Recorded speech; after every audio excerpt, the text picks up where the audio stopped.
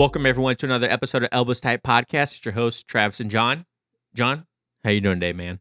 Man, I'm doing really good. The longer this day goes, the better I feel. So I'm not bad, man. I'm not bad. This is what are we drinking here? You just made this for me. What is this? Yeah, so actually, you were the first person that gave me one of these drinks. It's tequila. When you gave it to me originally, it was tequila fresca. Yeah, a fresca. It was delicious. I don't have any of that stuff at home. So what you have there is tequila, sparkling water, and some cut up oranges I found. You found cut up oranges, or you found oranges to cut up? Yeah, either way. I had some oranges at home. It's not either way. Like if the oranges were already cut up, where were they at that they're just cut? It's in my kid's backpack. I found them in the back of the refrigerator. Like, oh, okay, that's what that. They were underneath stuff. some like moldy cilantro. You should be fine. It's pretty good though. What tequila did you use? Do you know, or you just have one at home? Some super expensive bottle somebody bought for my mom that she's never going to drink, so I just took it from her house. Really? Yeah. I mean, I'm not gonna lie. As a tequila drinker, this tequila is very smooth. Yeah, it tastes great. It does. It does. It's some platinum bottle of the same stuff we had at your wedding. Oh, Don Julio? Yeah. I love me some Don Julio. Yeah. That bottle, when we drank it at my wedding, that stuff, we were drinking it straight all day, and that stuff was... It was good. It was smooth. Yeah. So, hey, guys, but today's purpose of the episode, now that Jon and I are done rambling randomly, today's episode, what we want to cover is things that we've learned through our jiu-jitsu journey that can hopefully help you being white belt, blue belt, purple belt, or whatever, just get someone just a different way to think about how you should approach your BJJ class. When Jon and I first started, we didn't really have something like this. We didn't know where to go to look for this, so hopefully this helps out someone out there. Most people, when they talk about improving, they mostly say, like drill or have fun, or like, what are some other things that we've heard? Like, I mean, basically that was it, but you're right. We didn't have we had to find everything on our own. So yeah. We were like Google kings at that point, right? Like we would just Google content all the time. Like, how do I do this better? How do I do this better? Yeah. After a few years, we've come to some topics that would probably help you out. Yeah. So today we've got 7 tips that Jon and I have really learned over the last almost 5 years of doing jiu-jitsu that I kind of wish I would have put more on the forefront when I first started my journey in jiu-jitsu. But it's so hard to look retrospectively at when we first start, right? Because now it's easy for us to see these things, but back then you're so new, you're so naive to so much stuff. I think it would have been kind of hard to even implement some of these things, but hopefully someone at home can. If you can't because you're still understanding the fundamentals of jiu-jitsu, that's completely understandable, right? But hopefully at some point when you have a firm grasp of what you're doing, then you can start implementing these things. Or if you're someone at home that needs to start these right away, then hopefully you can do that too. So, Jon, what's number one, the first tip that we have for someone when they're first starting their jiu-jitsu journey to help make their class better? So it's train with intention. And me and Travis talk about this, briefly. I think we both kind of feel the same way about it. When you show up for training, you should have at least a focus or something you really want to work on.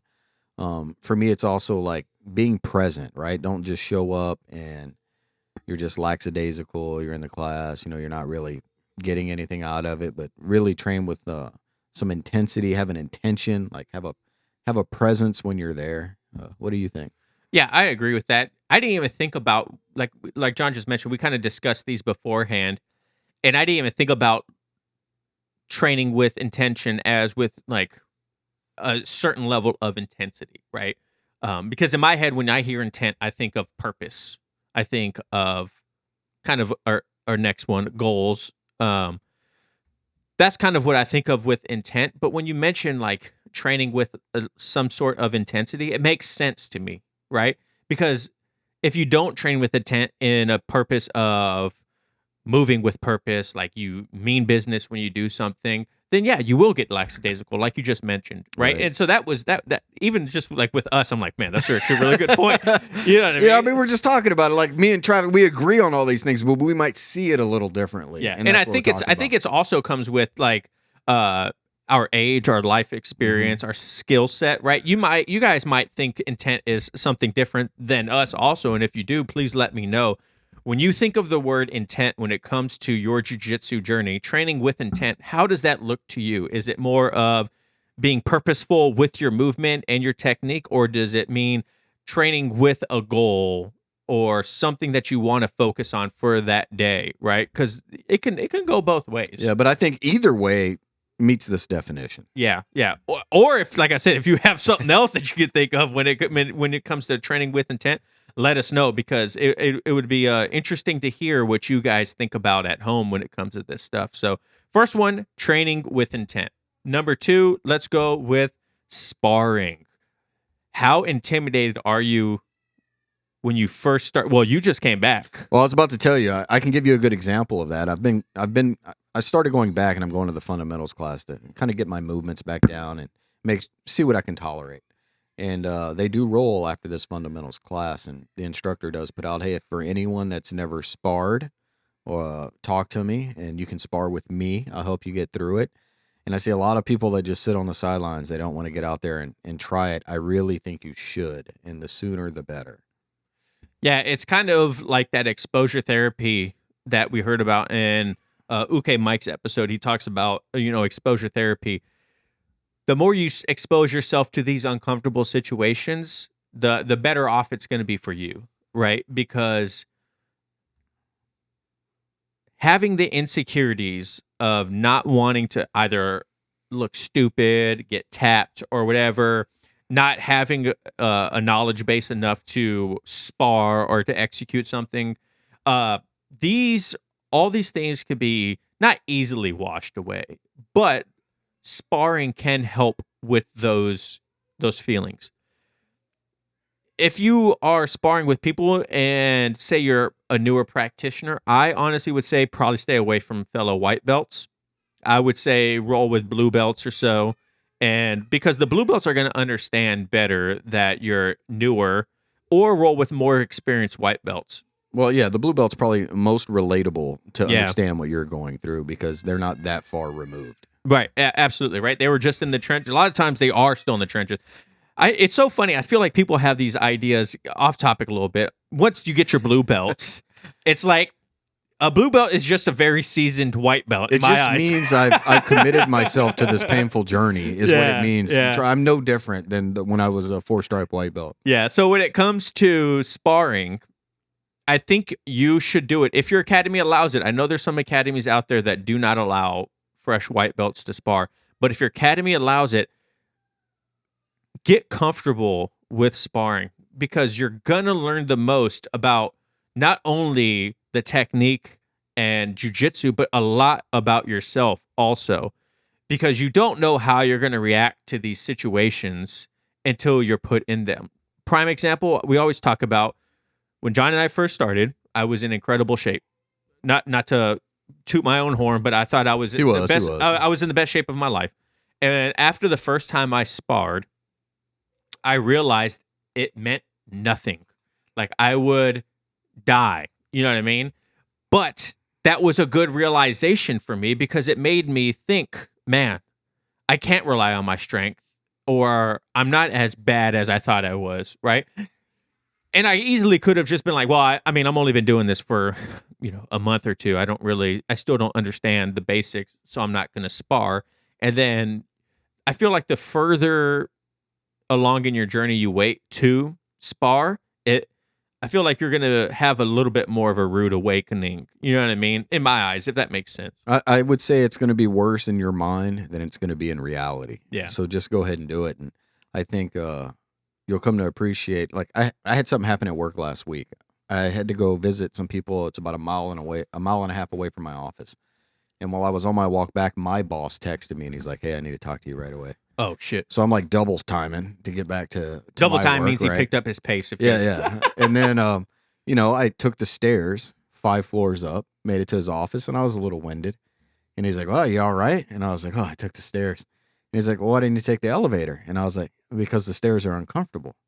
Ah. And he's like, "What?"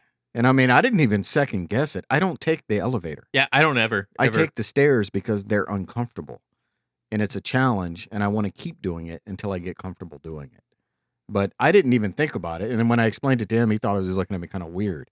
But I feel like it's the same with sparring. Yeah. Just do it. It's going to be uncomfortable, but you'll get comfortable. That's one of the biggest parts of your journey, too, in jiu-jitsu, is getting comfortable in the uncomfortable. Mm-hmm. Because when you first... I watched this thing on Instagram the other day, and it was talking about the role of a white belt is to survive, right? You have to learn how to survive as a white belt. And the best way to do that is through sparring, right? Because you're not going to learn how to survive in just practicing technique or studying technique or watching instructionals, right? You may be able to grasp the idea behind it, but until you implement it against a resisting opponent, you are not going to understand exactly what it takes to execute these techniques. So sparring is going to be the biggest thing to help you do that. And in my eyes, one of the biggest and most underrated parts of sparring is positional sparring. Have someone get in your mount. Have someone get in your closed guard. Have someone get side control on you. Have someone get, high mount on you. Shoot, have them lock up an arm bar, a triangle, a rear naked choke, not fully sink it in, but to the point to where it's like right there and you really have to practice to get it out. Our buddy Jack, he's been competing a lot lately, and last Saturday, right before his competition, he was in the open mat on Saturday. His competition was Saturday evening. He was there Saturday morning, putting himself in these terrible positions and practicing every single escape he could to get out of these bad positions. That is something that you have to do. You have to be uncomfortable or comfortable in the uncomfortable. Don't be afraid to get tapped. Don't be afraid to look stupid. You don't. We've all been there. Like, everyone's been there. I promise. You have to spar. Yeah, I think you're making good mental strides once you stop worrying about tapping. Yeah. I think as a new practitioner, if you are, you're really hung up on that, I guess, the first few months. But after a while, you'll realize that doesn't mean anything. Just tap and resume the roll. You'll get more out of it. Absolutely. What's the next one we got, John? Set goals. They should be obtainable and measurable. For myself, a good goal is how many times can I make it to class a week, right? 2 is fantastic. That should be the minimum. If I can get 3 or more, that's an exceptional week. Those are easy for me to attain. They're measurable. I can see the success. Yeah, and in our eyes, setting a goal of getting the next belt, becoming a black belt, whatever that macro goal is what I like to use. I like to use micro and macro a lot. Those are great to have. Don't get me wrong, right? But getting a black belt is such a generalized, or getting your blue belt is such a generalized goal. It's going to be hard for you to put things in place to get there. You know what I mean? Like, you have to be able to look at the macro of getting your blue belt, right? And understand there are smaller goals that you have to achieve first in order to get there. What are some of those goals? You have to be consistent, right? You have to keep showing up to class. So like John said, he sets a goal of 2 times a week. Right? It's measurable and attainable. Did I hit 2 times a week? No. Could I have? Probably. Right? It's obtainable.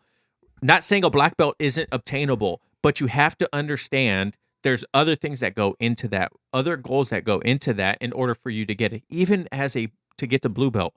Because to get to blue belt is usually about what? 2 years? Most people it takes about 2 years to get. Yeah, that's 2 years of setting goals up to there that you have to understand has to happen. You know what I mean? Yep. It's not just going to be like day one. My only goal right now is to get a blue belt. Okay.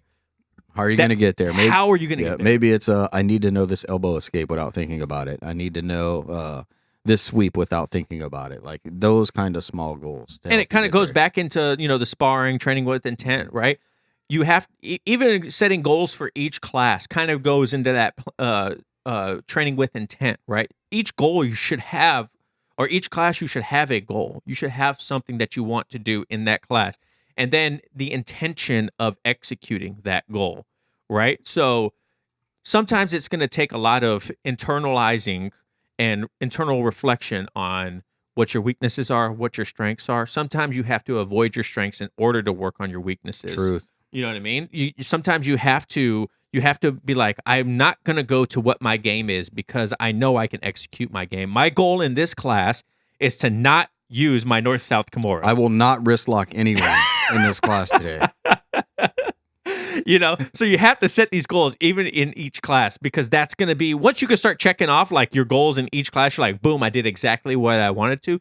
You are going to be surprised how fast you can climb in your jiu-jitsu journey. I promise you.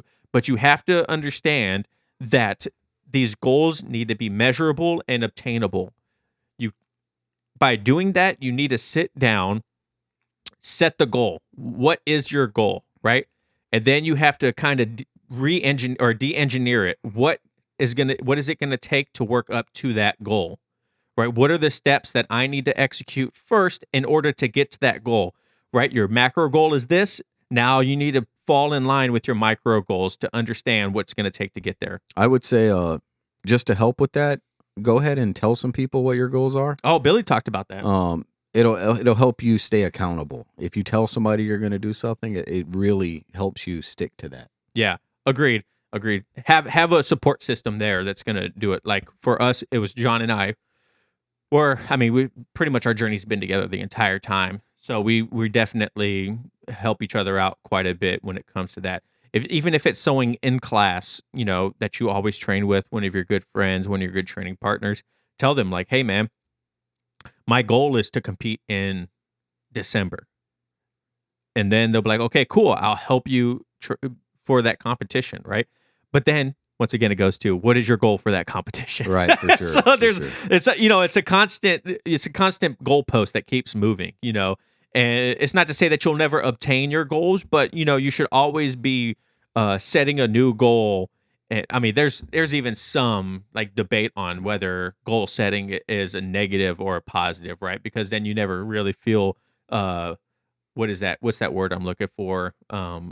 Success or fulfillment. You never really feel fulfillment because there's always something else. But just be mindful of it. Yeah. And try to keep it in the forefront. That way you can see the progress you're making. Yep, absolutely. Keep it a healthy goal, and it'll be good on you. Today's episode of Elbows Tight Podcast is brought to you by the Amino Co. Jon, go ahead and tell the listeners at home a little bit about Amino Co. So I'm using Heal. It's to help with recovery. It's 100% science backed. What I like about it is it triggers lean muscle growth and repair 4 times more efficiently than any other protein source. It reduces muscle atrophy and improves physical function after surgery. It helps maintain a healthy inflammatory response by acting mTOR.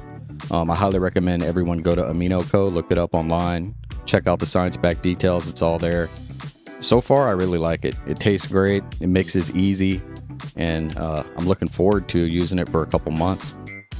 If you guys want to check out Heal and check out the science, go to aminoco.com/elbowstight. Once again, that is aminoco.com/elbowstight, and use code elbowstight at checkout for 30% off. Every new purchase does get a free gift as well. Thank you, Amino Co, for sponsoring this episode. Speaking of setting goals and having training partners that you like to work with, our next one is you should have 3 different training partners that you always train with. And I heard this from multiple different people like Joe Rogan, a couple other podcasts, stuff like that. And I thought it was a great thing to think about. You should have a training partner that is not as skilled as you, someone that has less skill than you. You should have a training partner that is equal skill to you, and then you should have a training partner that is more skilled than you, right? And the reason behind this is because if you have someone that is less skilled than you, then you can practice the techniques that you've learned on them with little ease, like little to no resistance. Yeah, little to no resistance. Yeah, not little ease. That's such a weird. With little resistance, right? You should be able to be like, okay, I'm going to go ahead and do a mounted arm bar. I want to practice my mounted arm bar, and then you should be able to execute it on this training partner that you are more skilled than, because that's where you're going to be able to honestly make the biggest strides in your technique, because you're going to be able to actually do the technique, and they're resisting, right? So what about someone that is equal skilled than you? Why do you think that's important, Jon? Equal's good, right? It really makes you focus on what you're doing. So you really got to look at the technique, and you'll see the gaps in your game really quick. I roll with a lot of the blue belts in the class, and at this point, they've rolled with me a lot. Yeah. They know every weakness I have. And I'm like, man, am I telegraphing this shit on my forehead? Like, they know how to pass me real quick. They know how to break the guard real quick. So, I mean, it'll make you shore up your game, and it'll make you think about becoming predictable. They know what you're going to do. So you'll start trying things that you wouldn't normally do because you're trying to get around them. That's a good way to think about it. As far as the lesser belts, that's fun too. Like I tried that, like the Ezekiel, when I was learning Ezekiel. Yeah. And I was like, holy crap, this is working on every one of these poor guys. And I was like, all right, I got to stop. This is not fair. But I just wanted to mention that. I was like, oh my God. Yeah. But definitely, I feel when I roll with the blue belts now in school, I have to be unpredictable because they know your game. They know my game, right? So I just have to try new stuff. And I think that is probably the best time you can do that. As far as a senior belt, good luck. You're not rolling with them to tap them. That's not the goal. You're absolutely not. Yeah, don't have that in your mind. The success on rolling with the upper belt is tapping them, because you'll never obtain that success, and you'll always feel like leaving the roll, like it was a loss. But you can set goals with more experienced people. Mine is normally seeing how long I can hold a position on them. I would love to not get tapped. So if I don't get tapped, not that I care about the tap, but it's just, it shows me that I'm progressing if I can go a full round and at least not get tapped by them. Those are good things to do with the more experienced. Yeah, usually that's my goal too when I'm rolling with upper belt, is I just don't want to get tapped, or I want to be able to kind of retain a position or sweep them, or just something skill set wise. I want to be able to execute a skill on them. Not necessarily a submission, but a skill. Whether it's a sweep, it's a reversal, it's getting out of mount into half guard, wrestling up on them to escape, something like that. That's what my goal is with the upper belt. It's not to submit. If I submit a higher belt, then that's great, right? But that's not what I do when I roll with someone that is more experienced than me. My goal is to just give them the hardest time possible in skill to skill, not spazziness or strength or just like holding out like for the I've when I first rolled with Sean, our professor, if you guys haven't heard the story before, I rolled with him and he didn't submit me the first roll, and that's because I was like doing iron pillow and just like all these very defensive moves, right? And in my head I was like, victory, like easy, done, like. And after rolling with him that one time, he's like, "Hey, good defense." He's like, "I couldn't submit you, but you didn't do anything," and that was kind of an eye opener for me, right? Because I can have the same thing happen in a roll, and I could be more active and be building more of a skill set by not just laying there and like, tucking my shoulders to my head and like fighting hands and whatnot. I could. If I were to put myself in a little bit more of a vulnerable position because, he's a higher skilled person, I could probably build on my skills better instead of just being super defensive. So ever since then, I've, even with higher belts, I just try to use a skill instead of like being a turtle or super defensive in a point to where I'm just like locking my hands against my gi or something like that. Those are my goals when it comes to like a higher belt. I think one good tip for the higher belt, I don't know if everyone's had this problem, but some higher belts will just lay there and let you attack them. Yeah. Generally now I ask when I'm going to roll with a higher belt, especially a black belt, I'm like, hey, can you just roll like you would normally roll? And how hard do you want this roll to be? I know, because before when I'd roll, if somebody visited and they were a higher belt, black belt, I was unsure if I should have went at them 100% or not. I didn't know if that was disrespectful or not. Yeah. So I just got to the point where I would just ask, like, hey, just treat this as a legitimate roll, because the way I learn best is by getting smashed. Yeah. If you smash me enough, it really helps me out. If it's too much of them just playing back and letting you work, that doesn't really help me. It might show how much I suck. But I prefer to get smashed. Helps me learn, and I like to set that up front. Yeah, that's a great point too. So just something to think about when it comes to your training partners, guys. All right, next question. What do we have? We have ask questions. Don't feel stupid if you don't understand or you need to have something explained. I 100% agree with this. I will ask a question. I have no qualms. They'll be like, any questions? I'm the guy. Yeah. It's to the point now where there'll be any questions. They'll look at me, John, like, hey, you know what? If you don't understand it, I mean, hey, you're paying good, hard money to be in this class, right? Yeah. If you don't understand it and they ask if anyone has questions, just ask it. And guaranteed somebody else in that class is thinking the same shit. Yes. It goes back to, and the reason that this really came up to me too, when we were thinking about this list, is because, as many of you know, we have, teenage kids. I have a teenage boy, and, a lot of times he has a hard time in school, or even in his jiu-jitsu class, or in our jiu-jitsu class, because he doesn't want to ask questions because he doesn't want to seem stupid. And it kind of gets to the point where I'm like, look, man, you're not the only person that has this question. I promise you, everyone else that has this question is thinking the same thing you're thinking. Right. I don't want to be the stupid one to ask the question. But really what you're doing is you're kind of taking a leadership role in a sense, because someone else in the class most likely is going to have the same question. And because if you ask it, then you're helping them out also. You know what I mean? So everyone's growing together. But if you never ask a question, then you're like, I don't feel like you're going to grow as much. Even if it's just something as, hey, where does this grip doesn't feel right. What am I doing wrong with this grip? Right? Like in your mind, you may think, man, this is a stupid question. I'm just gripping as gi, right? But it's not a stupid question, because it's going to further your understanding of this position, of this technique. Yeah. Don't be afraid of asking questions. I promise you, man. Like,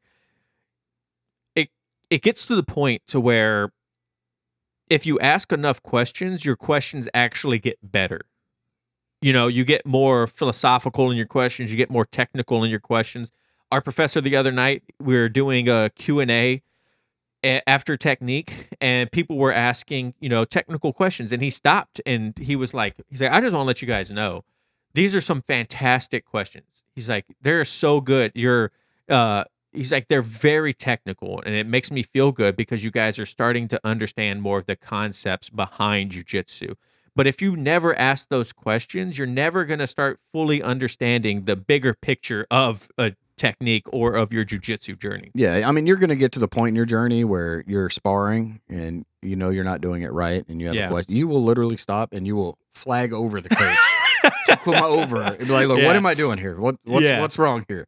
And I mean, that's good, right? Like, you're getting it. You don't want to waste your time, and you want to understand what they're saying. Shit, I'm not even going to lie to you. It gets to the point sometimes when I'm doing technique, when my training partner, I feel they're doing something wrong, and I ask for them. Like, I'm like, hold on a second, Thanks, bro. Travis. Like, I'm like, hold on a second. This shit feels weird. And I'm like, hey, professor, I don't snap. That's, you know what I mean? I'm like, hey, professor, what is he doing wrong? Like, this just doesn't feel right. You know what I mean? And then boom, he'll be like, oh, that's because your foot's placement's wrong, or you need to grip here, or you're just fucking doing it wrong. You're rolling the wrong way. Yeah. Preach.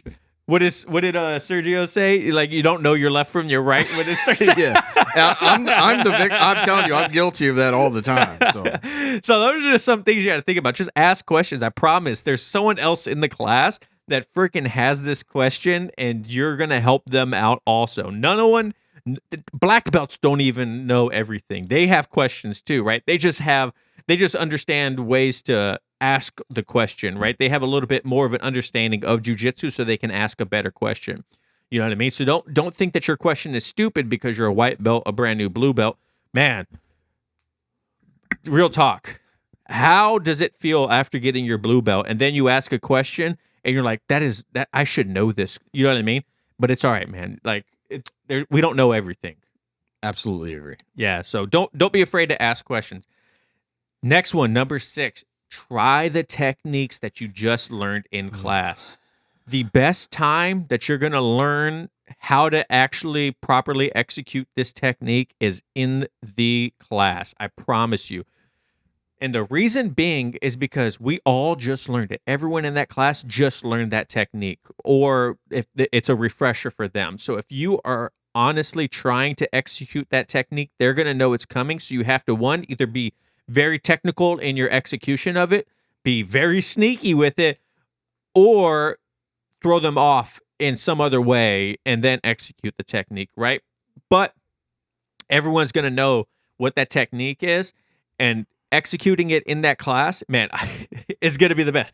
Quick story. We did omoplatas from closed guard a couple weeks ago, and I was rolling with a lesser skilled person in after class, and I executed the omoplata from closed guard, right? Like you sweep up the lat, hit under their armpit, they fall down, boom, into omoplata. And when it happened, he started laughing. He's like, I can't believe that shit we just learned that. Like, you know what I mean? And so, but it felt good because I was like, okay, cool. I did just execute it. And now it kind of gets burned into your brain that, all right, cool. I forgot who it was. He's a scientist that has his own podcast. What is his name? I'll have to go back. Have to put it in the show notes. Yeah. But he talks about how the best time that you learn is learning a skill and then putting yourself in adversity right afterwards, because then your body's going to burn it into your brain, right? So I instantly thought of jiu-jitsu when he said this, right? Because we learn a technique and then we go into combat directly after class, right? So if you take that technique, you put yourself in an adversity, execute that technique, I can almost guarantee you will never forget that technique. Prime example for me personally, when we were doing half guard wrestling up into like a single leg technique or defending a single leg, I, in class, try to execute that every roll. And I did maybe 2 out of 3. I did it at least once. And now that stuff is like second nature to me, bro. I'm like shooting up, unless it's with Cody, who's 6'5", 220 pounds, athleticism through the ceiling. You know what I mean? I can't execute on it, but like someone of the equal skill set, like, yeah, I can execute it now pretty relatively good. So just make sure you guys do that. I find that very difficult to do right after they teach it because everyone knows what's coming. Yeah. I could definitely work on that myself. I was normally always a class behind. So whatever we learned the day before, I'd always try at the next class because I knew everyone wasn't expecting it. But I can definitely see the value in what you're saying. But you're right, it is harder because you just went over it, so everyone is expecting it. And we've heard it a couple of times in class too. That like whether it's Sean or previous instructors, they say, hey, make sure you guys, and this goes back to sparring, positional sparring, right? If you learn a position in class or a technique from a certain position in class, and you should probably positional spar. Like, yeah. Like it kind of, all these goals are kind of, if you haven't noticed, they kind of go hand in hand, right? Because they should, your jiu-jitsu journey should have some fluidity to it. You should be able to set goals, train with intention, have your training partners that you set the goals with, that you have intention with, that you are practicing the technique with. Like, these are all, like, they all have a commonality. You know what I mean? Like, they can be interchangeable with every class. So yeah, I would just say this is really good for especially the newer practitioners. It'll give them something to focus on. Or even people kind of like you who take a break, or they might be going through you might be going through your blue belt blues. And listen, guys, we've any blue belt that has been doing it or has been a blue belt longer than 5 minutes has gone through blue belt blues, right? And this is honestly just a way to help you, hopefully help you reevaluate or respark something or whatever it is inside you to make you excited to go train again. And that's really what we just want with this, is we just want you guys to continue training. And hopefully these 7 things, we'll get into number 7 in a second. Hopefully these 7 things do that for you. Honestly, like Jon and I, like everything that we do for this podcast is to hopefully help someone, even if it's one person. That's honestly why we do this. I mean, it's why we started it, right? Agreed. Like, we were like struggling, and we're like, Jesus, where can we find information? And you know, it was all for most of the information we could find were for people that really understood the game already. Yeah. You know? It wasn't for someone that was newer and they've been there less than 6 months and they're like, why the hell am I tapping the pressure? What's going on here? that this is why we did this. Yeah, absolutely. So it's kind of we mentioned in the previous episode. It's nice to get back to the roots of why we started this podcast, and hopefully this honestly helps you guys. Like I truly do.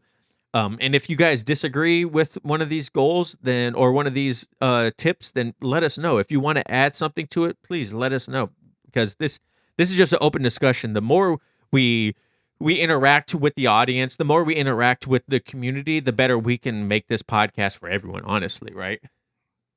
I think number 7 coming up is the most important. What's number 7, John? So it's focus, breathe, and don't panic.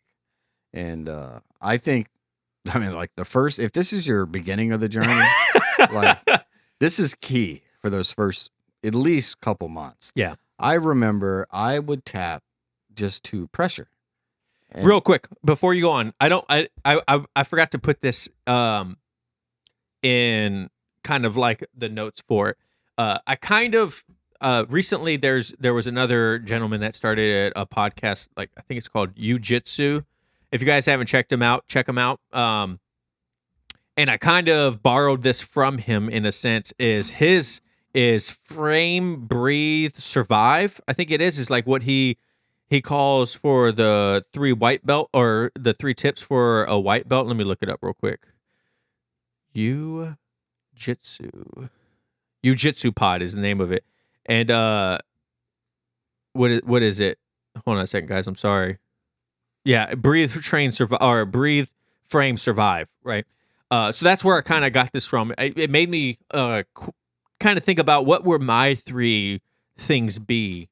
And this is what I came up with: focus, breathe, and don't panic. Because, fuck, I think we've all been to the point where we get done with the technique and we don't breathe. That's why it's so important. But go on, John. Sorry. Focus. So, yeah, like when I first started, I was tapping to pressure. And I was doing that pretty regular. Like I thought it was a technique. Like, this is a crazy submission. I'm tapping to this. And then I started looking around the class when I'm laying on my back. Somebody's in mount and I'm dying again. And I'm looking around and nobody else is tapping to this. I'm like, what the hell is going on, right? And I don't, when you're wearing that beginner heavy white gi and some 300-pound monsters on top of you. They don't even have to be 300 pounds, but they feel it. I've never been claustrophobic in my life. And all of a sudden I'm feeling claustrophobic and I'm hot and I'm like, I just want this to end. And I was tapping to it. And the best thing I could tell you is focus. Breathing is huge, right? Don't panic. Look around. See that no one else is panicking, right? Once you can do these things, I think the game slows down for you. It becomes a little bit easier. And it's just definitely don't panic. And I think breathing is probably something that's underrated.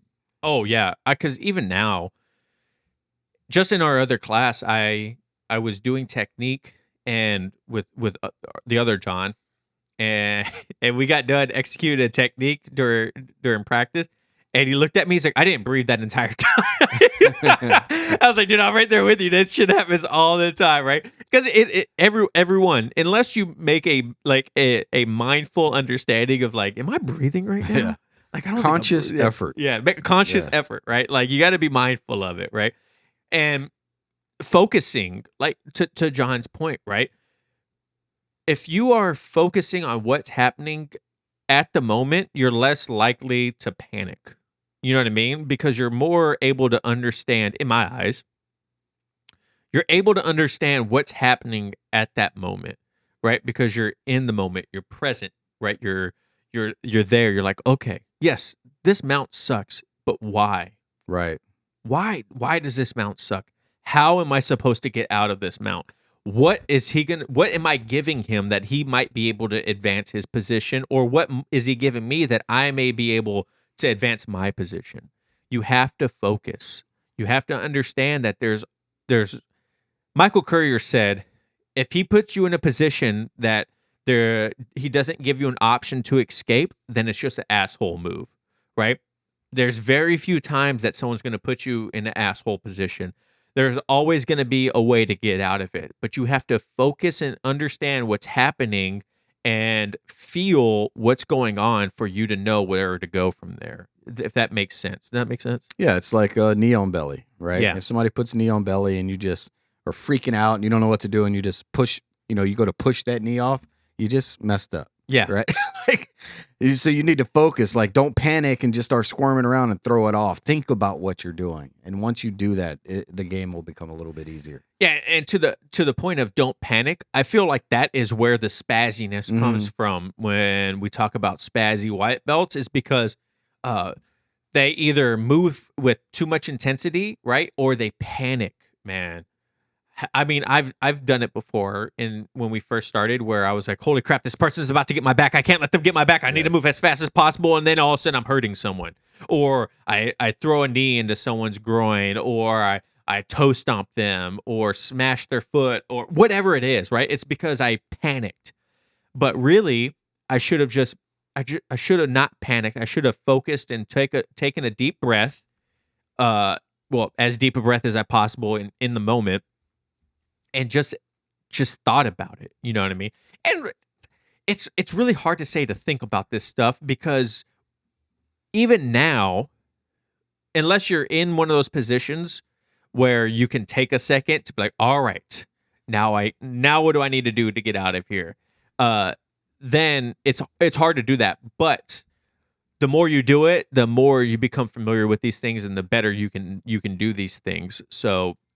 But it's all incremental progression. It's not going to be, you're not going to have leaps and bounds in your journey all the time. Sometimes you will, most of the time you won't, though. Unfortunately, I hate to tell you. So you have to honestly just, these three things: focus, breathe, don't panic. It's at the end of the timer, it's all going to stop anyways. Or if you tap, it's all going to be over anyways. You already know the ultimate escape, which is the tap. A quick 1, 2, 3, and you're out of it. So. But John, you got anything else? Any more tips, man, that you could think of? Man, I think those are the key tips. I mean, they would definitely work for me, especially that don't panic. Can't say that enough. I think you're going to do this, and at some point in time, you're going to be doing this long enough where you're going to know when you messed up. You're going to do something. You're going to go, damn it, like you just gave them the position, and you'll probably start knowing how many seconds until they submit. Right. So you can focus in that 5 or 6 seconds and hope that, something comes to you. But you'll get to the point where when you've made a bad decision. The submission's coming. There's no reason to panic. Yeah. You can just focus and try to look for that. Normally in the moment of the submission is where you have the moment of escape, and you'll start looking for that. Yeah. It all comes with time, guys. It's not going to happen overnight. Even if you're an experienced blue belt and you're listening to this, or a purple, brown, or black, and you listen to the show, we all go through it. It doesn't matter what your belt level. Hopefully, these 7 tips will give you guys something to think about. And hopefully get someone back on the mat, or keep someone on the mat that might be going through some tough times. I know a lot of people out there listen to our podcast that are newer practitioners or blue belts. And a lot of you guys are John and I's age, late 20s, early 30s. All the way up to mid 40s, and I see you guys, I hear you guys. So I appreciate it. We're honestly trying to make the best content we can for you guys. So thank you guys so much for listening and watching at home, and gals. I keep forgetting to say that. Make sure you guys follow us, Elbows Tight, everywhere. And John, you got anything else? That's it. All right, guys. Thanks. No oil checks here. Peace. All right, guys. Peace.